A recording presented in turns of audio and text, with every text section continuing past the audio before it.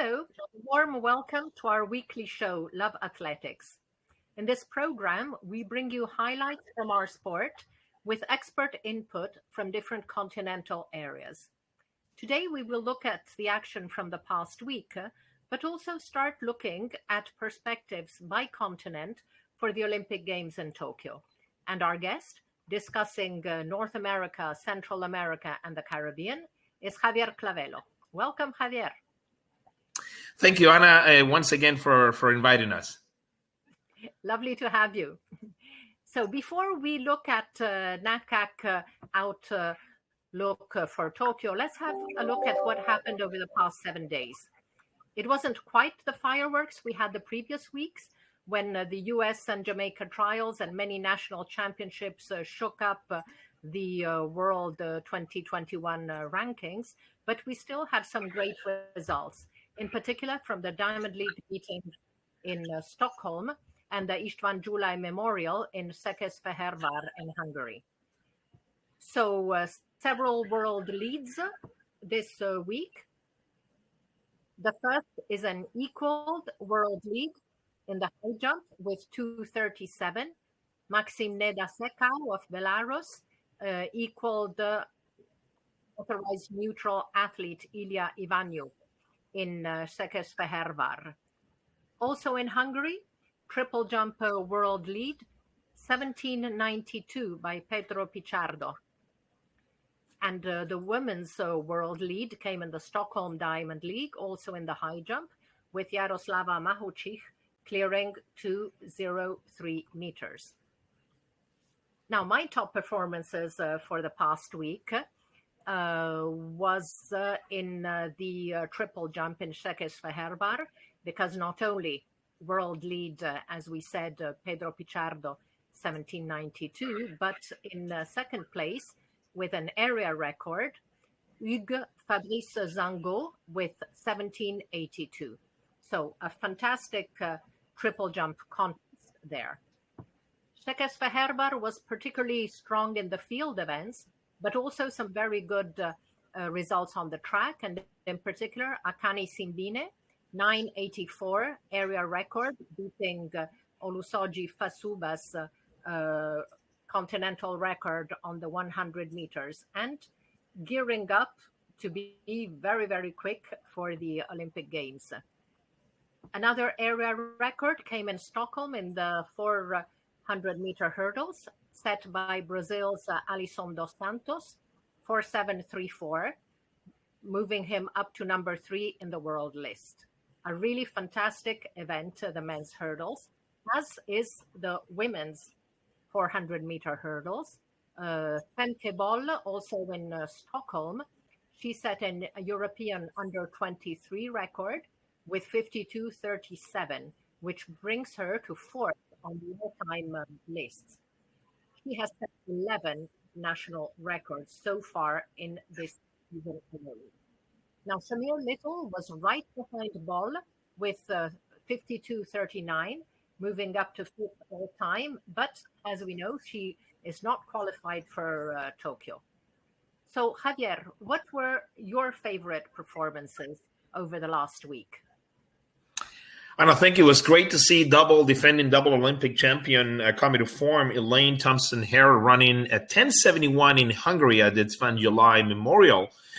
Only a hundredth of a second off her personal best, and of course beating her countrywoman and of course world leader, 4-time world champion, Shelly-Ann Fraser-Pryce. So this it's really anticipated to be what a showdown, and there's company for these two ladies also in the name of Shericka Jackson, another Jamaican who finished claim bronze medal in the 400 meters at the Rio Olympics, but she has that appetite for the sprints, and she's really showing that with another sub 22-second performance, a personal best for her in the longer distance. She also ran for the win at 22:10 at the Stockholm Diamond League. So could that be a repeat of a medal sweep for Jamaica at the 100 meters, what we saw at Beijing 2008? I'm excited.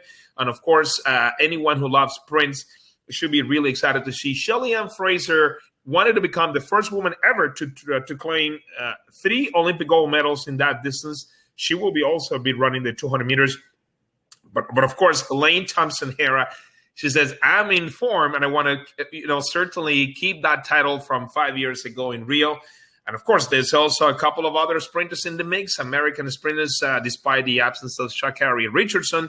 But there's going to be, obviously, like any sprinting event, it's going to be very, very tough. But maybe a possibility for a repeat of that medal sweep by Jamaica from the Beijing Olympics. And of course, there's so much wealth and depth in these athletic teams gearing up for the Olympics. As you know, the U.S. fielded the largest team, 130 athletes, perhaps only compared to the host country, Japan. And we also have exciting news with a number of 13 medalists from that team. I'm excited to see, of course, in her fifth and last Olympics for Allyson Felix, who's obviously the most decorated athlete in the history of the Olympic Games in athletics. And of course, now she's a proud mom, and she really want to exit on a very high note. She qualified with an excellent just over 50 seconds in the 400 meters, and she also be part of the 4x4 relay. Allyson Felix, what a career she's had when she was only a teenager at the Athens Olympics, and what a career she's built over the Olympics. And of course, I'm excited to see what she can produce. Certainly, the hurdles you mentioned, Femke Bol and Shamia Little, what a season has been for the hurdles, both in the sprints as well as the 400 meters. We've seen 2 world records already in that distance, the 400-meter hurdles, both men and women.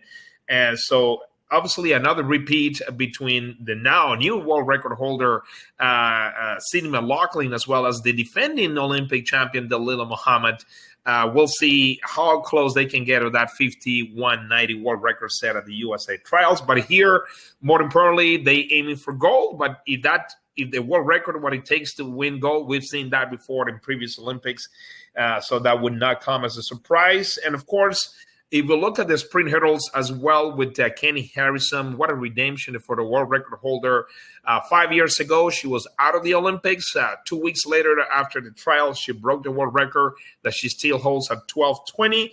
And she'll be there as a top favorite. And there's so much emotions for her, as well as Grant Holloway. Obviously, this is a trademark event for the American, for the U.S. No surprises, but they're trying to regain that. Remember, this is a title that was won, by Aris Meredith in 2012, the last American. But it's been a NACAC property for a while. If you look at Dido Robles of Cuba in 2008, and of course, Omar McLeod, one of the grand absence from the Olympics, the defending Olympic champion. Grant Holloway, it's later to keep that momentum for not only for the American, but also for NACAC athletes in the sprint hurdles.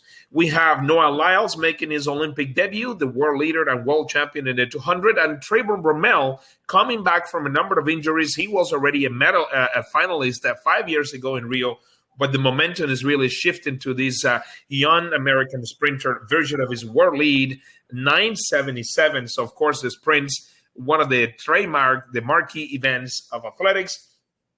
And there's a couple of more names, Anna, that it's so much that we're excited about. But certainly, if we switch to another Caribbean nation, the Bahamas, with the defending 400-meter champion, Shoni Miller-Uibo, she said that she want to concentrate on the 200, but she's registered for both. I know the calendar does not allow for a 200, 400-meter double, but she has keeping those options open. Remember, she comes as the world lead in the second fastest, rather, in the longer distance. And of course, the world champion in the same event, Irene, the 400 meters for Stephen Gardiner.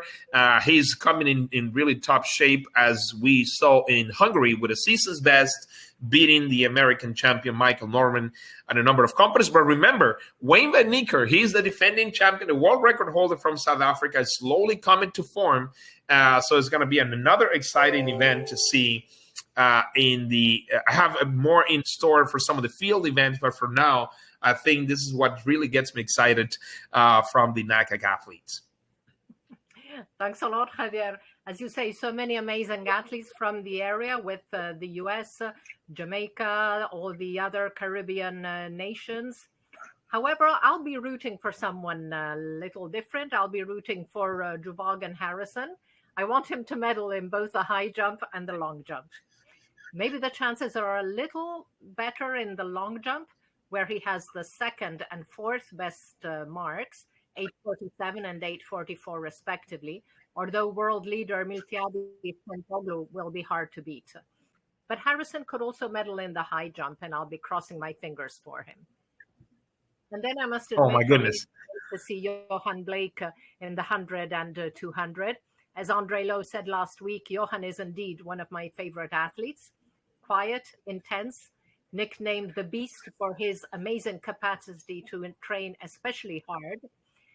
And the work he does with his Why Be Afraid Foundation is incredible. In April 2014, we visited the Mount Olivet Boys' Home, and we were able to witness the really strong, special bond he has created with the boys. He's not just a great athlete, he's someone who truly cares, and I just love that. So thank you so much, Anna. What special events will you be looking forward to the most? We touched briefly on some of them. And I also like to say Javon Harrison, who managed to jump 2:33 and 8:47, a personal best in that event on the same day, on a very hot day in Eugene at the USA Trials. No athletes have ever competed, at least from the U.S., in those events at the Olympics since the epic Jim Thorpe back in the 1912 Olympics. So I'm excited to see only be able to qualify. That alone is already quite a feat, but certainly excited what this very rare combination and how much his legs can endure, the demanding competition. Or he already did through the collegiate season. It was very demanding already in the States. And, of course, the U.S. trials now with the Olympics. It's a very, very exciting. Another event, Anna, that I'm excited to watch also. There's so much. Of course, you have Ryan Crouser, the defending Olympic champion, and then now the world record holder, both indoors and out, going against his fellow American Joe Kovac, and then of course the European throwers as well in the shot put. We also have a number of world champions from the region. Anderson Peters from Grenada in the javelin. We have Jaime Perez of Cuba in the women's discus. So, and of course, Canada's Damian Werner. I mean, he came so close to that 9,000 point mark in the decathlon. And so he's really the top athlete. He's been, of course, debated as one of the top candidates to be the Canadian flag bearer for, at the opening game, the opening ceremony. And, of course, his compatriot, Andre de Grasse, now really rejuvenated after a couple of, low part seasons. Is really back on track version of his medals at both 100 and 200 meters in Doha. Remember, he's a triple Olympic medalist, a feat that only one Canadian achieved way back then in the 1932 Olympics. So certainly these are some of the athletes that I'm looking forward to watching. And of course, the women's 800, that's another one of my favorite events, both men and women, with Athlete Mu, a young lady who I saw at the Pan American U20 Championships in Costa Rica 2 years ago. And here she is with a world lead at 156.07 rather. I mean, she's very fast. But I'm excited to see her against Cuba's Rosemary Almanza, who now holds the second. She'll be competing, of course, at the Monaco Diamond League, ran a personal best for a win in her Diamond League comeback in Stockholm. And of course, it's going to be the series of African and European athletes as well, vying for those top honors in the women's 800. Another exciting event to watch. Well, that's great, Javier.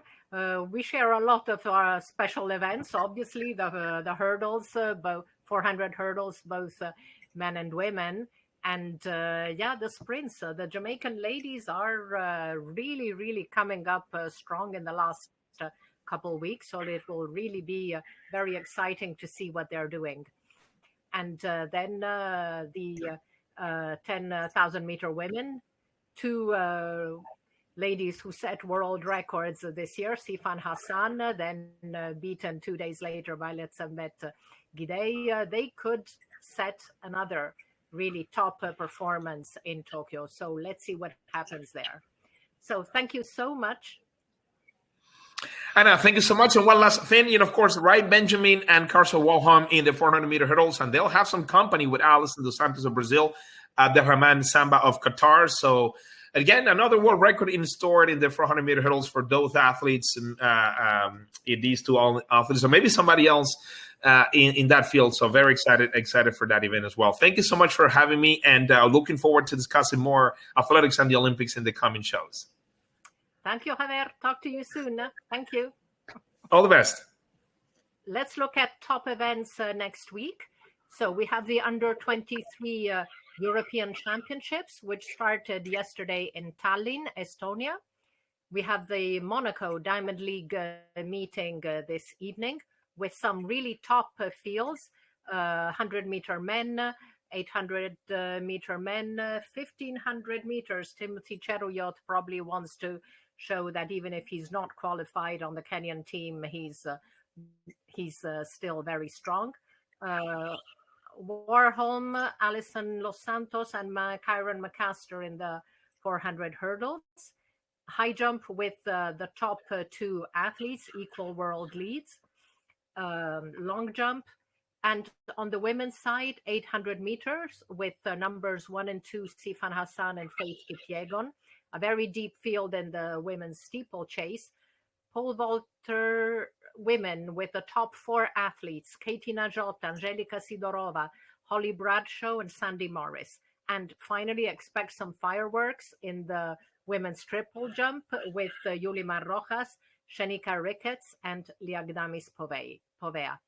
Also starting today, as Javier said, NACAC under-23 and under-18 championships in San Jose, Costa Rica. On July 13, we have the Diamond League in Gateshead. And from the 15th to the 18th, the European under-20 championships in Tallinn. So a lot of exciting events still to look forward to. And we'll do a recap next week with, of course, more analysis of perspectives by continent from our experts. Thank you very much. Thank you all for watching. And in 7 days, we should be looking at Europe and South America perspectives. Things may change, but Europe is certain. And see you all soon next week on Love Athletics. Bye-bye.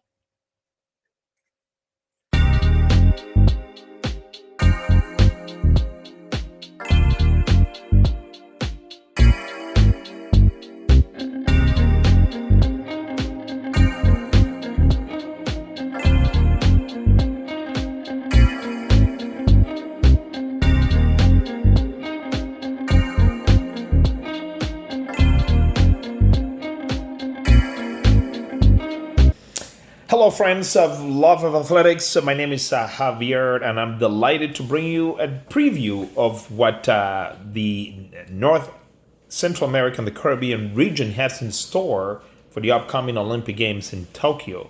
And of course, this is a country, a region led by powerhouses, athletic powerhouses like the United States, fielding perhaps the largest team of all enter at the Olympics with 130 athletes. We have, of course, Canada, but also primarily the Caribbean countries with Jamaica. And I'd like to start in that with the Jamaican team fielding two prominent athletes who were really, there's a lot of expectation with a 4-time world and 2-time Olympic champion Shelly-Ann Fraser-Pryce, having run 10:63 and becoming the second fastest ever woman in the history of 100 meters. But she's up against her compatriot and defending 100 and 200 meter champion Elaine Thompson-Herah, who's shown an excellent form earlier this week by running 10:71, a season's best, but more importantly, just 100th of a second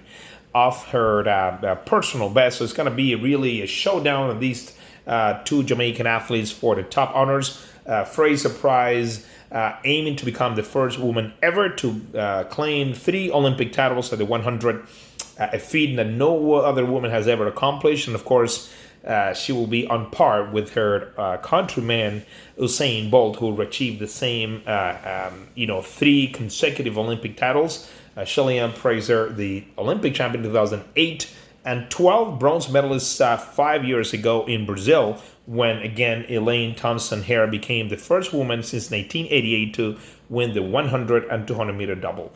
The Jamaican team also features the London 2012 Olympic 100 and 200 meter silver medalist Johan Blake, and another world champion from Doha in the long jump, Jay Gale, who has shown an excellent form recently with his win in Stockholm with a season's best as 8:55 meters. So he's in an excellent form.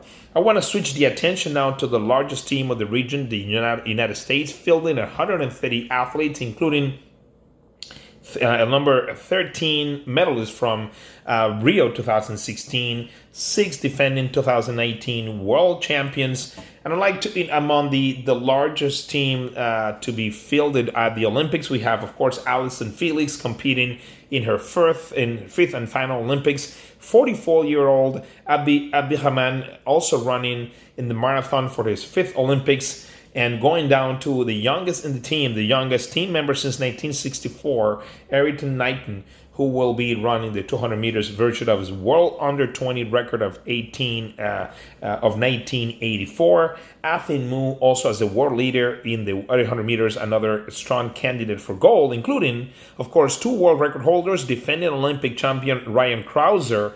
In the shot put, he'll be joined by the world champion Joe Kovacs, and in the 400 meters hurdles, another showdown between world record holder Sydney McLaughlin, who became the first woman to break the 52-second barrier, and a world champion and former world record holder Dalilah Muhammad, who will defend her Olympic title in Tokyo. And we also have another Olympic champion here on the team, but from 2012. And she's Brittany Rees, also a winner of 2 Olympic medals, and she will be another strong candidate for gold in the women's long jump. Gabby Thomas, of course, becoming the 2nd fastest ever woman in the 200 meters, will also be lining up as a top favorite for that event. But of course, she'll have some company. That's an event where Olympic champion in the 400 meters, Shawnee Miller-Uibo, has said that she wants to concentrate her effort, but she's registered for both events. And so it's going to be very exciting. And just to wrap it up for the USA team, of course, the sprint hurdlers with world record holder Kenny Harrison and world champion Grant Holloway as the top favorites for both the women's and men's events. And there will be some surprises, but what matters most is that elusive Olympic gold to these very decorated athletes. I also like to bring the attention, Canada fielding 57 athletes, including 3-time Olympic medalist from 5 years ago, Andre DeGrasse, again going at 100, 200 meters. He's had a couple of very impressive wins lately in Europe, and he'll also be part of the 4x4 relay team who won bronze 5 years ago in Rio. And another, of course, Shawnee Miller-Uibo as the top name for the Bahamas, including also world champion in the 400 meters, Stephen Gardiner. That's an event in the 400 meters men that features another world Olympic champion, but from London 2012, from Grenada. Of course, Kirani James is going to be quite a battle that includes, again, Wayne Weinecker, the defending Olympic champion and world record holder from South Africa. Cuba, another strong team, albeit a smaller one at only 18 athletes, but it will have world champion in discus Jaime Perez, as well as world indoor champion in the long jump, bronze medalist in Doha, Juan Miguel Echevarria in the long jump. And in really in-form 800-meter runner Rosemary Almanza, who really has resurfaced as a top contender in the 2-lap run. So she'll be another strong contender. So that's in a nutshell some of the big names that we anticipate. There's a lot more as NACAP, the North American and Caribbean region, for the Tokyo Olympics. This is Javier, and enjoy the show.